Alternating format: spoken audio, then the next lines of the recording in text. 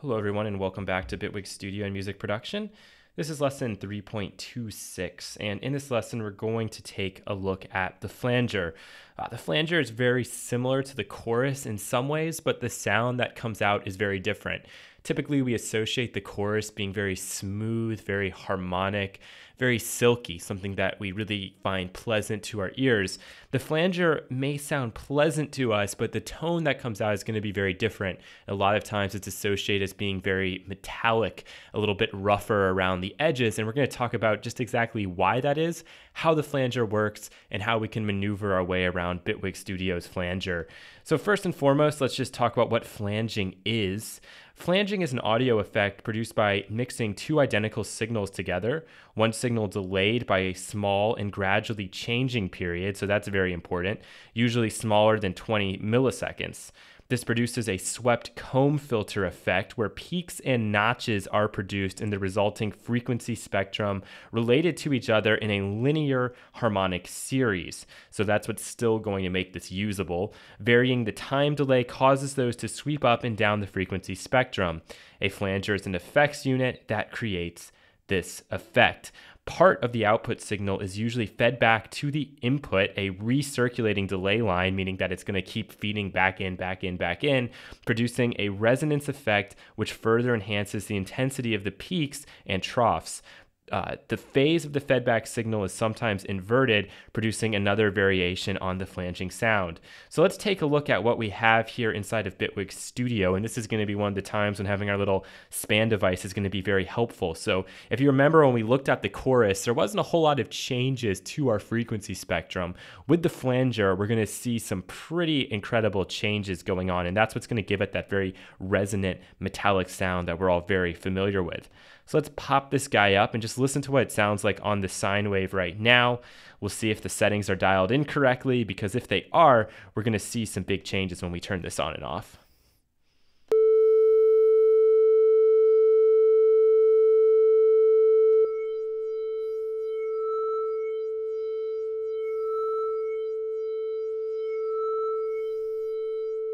Let's listen to it with the chord device as well right now.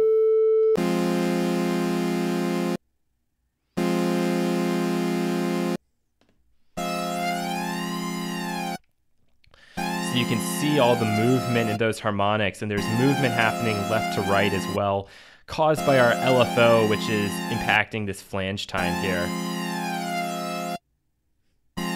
Okay, very cool. Let's go ahead and try to set this back to something a little more usable so we can really hear the changes that are occurring when we mess with these parameters.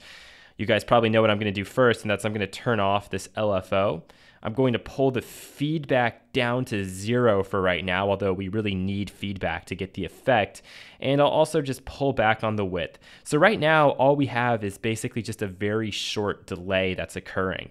And we can take a listen to that with the chord device.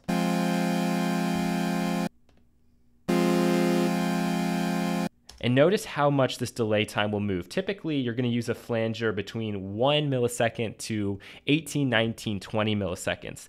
This one goes from 0.25 up to 27.5. When you're at 27.5, you're really into chorusing territory, but that's okay because we still have the feedback control here and this LFO, which is going to give us a little bit more flexibility and make this effect possible even beyond the recommended time amount. So let's pull this down to something in the middle that would commonly be used, maybe like 8.5 is perfect. And let's just listen to this on the sine tone first.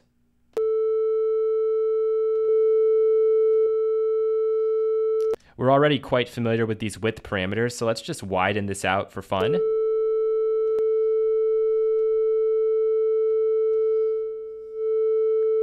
Keep the mix below 50 for right now. Works for me.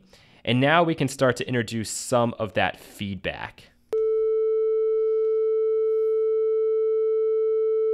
Watch our peaks and our troughs as they're changing.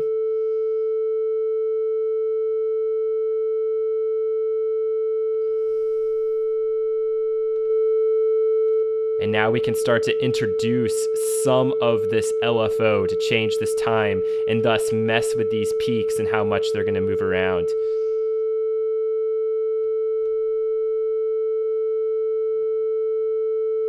Always be careful about how much feedback you've got going on. The more feedback and the more it runs into itself, it can start to get out of control. So never put this feedback up to like 100%.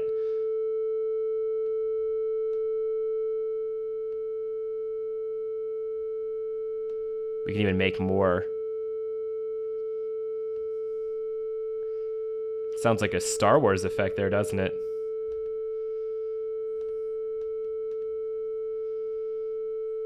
Really cool.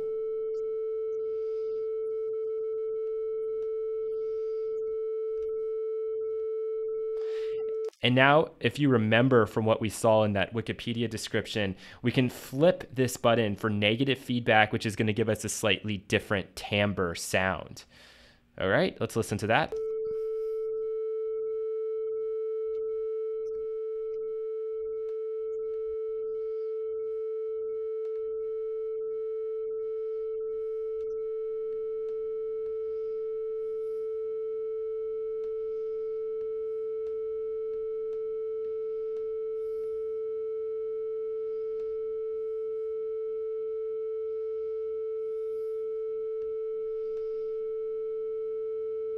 If you really slow this down, it will be quite interesting. So we can listen to it as it's sweeping from both sides. You can see it moving here.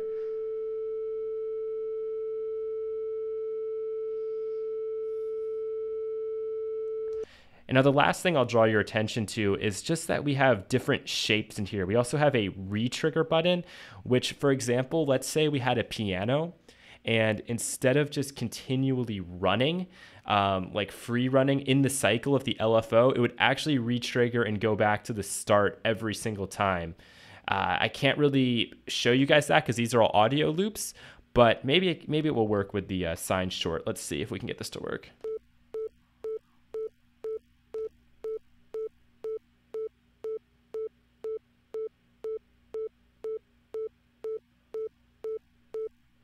No, I think it's only going to work with MIDI data, unfortunately.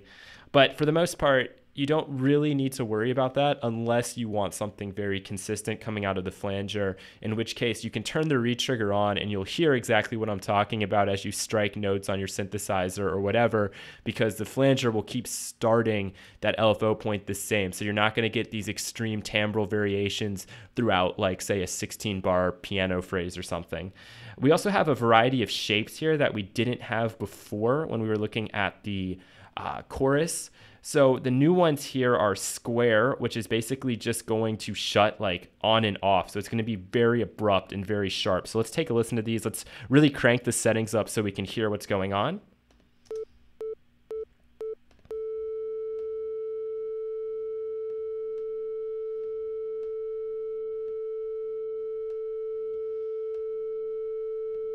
Okay, so this is sine, and you can kind of hear how it's going whoop-woo, whoop-woo.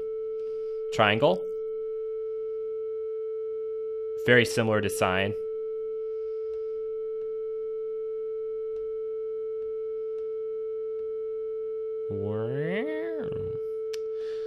Square.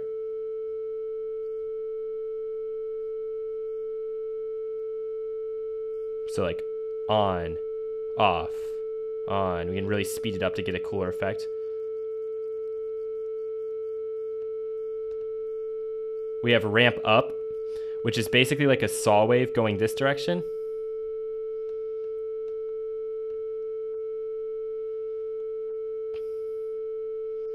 And ramp down is going to be the opposite. You can even see how like the waveform kind of turns that direction, which is pretty cool. And then we have a sample and hold, and a sample and hold circuit is basically like a white noise circuit to some degrees. It's going to be random, and we're going to just kind of be jumping all over the place. So sample and hold is a lot of fun. Let's take a listen to that one here. Not always musical, but you can get some pretty cool results out of this for effects or for other ear candy type sounds.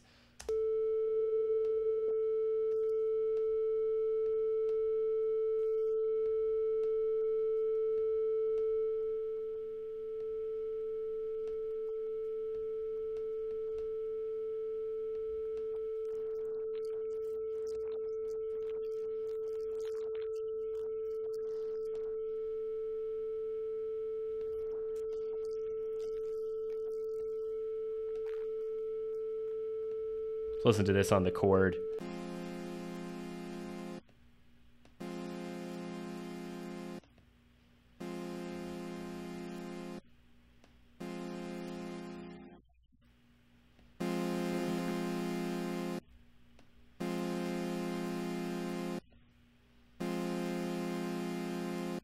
Let's listen to what we started with and what we've ended with. Especially if you feed back into itself. And that's why you don't want to feed back into itself like that, because you're just going to end up getting this crazy feedback loop. And when the rate is that quick, and no matter what time you're using, it's going to get out of control really fast. But sometimes that's a lot of fun, and I'll use that a lot if I'm trying to make effects and stuff from scratch, because you can just throw this in here and sometimes happy accidents occur, and you just get these little moments of just pure brilliance that you can then extract and use as like percussion, or just, a moment, a blip bloppy type moment. If you're into glitch music and stuff, the flanger can do a lot for you. So that's the flanger in a nutshell. I hope that was helpful for you, and I will talk to you again in the next lesson.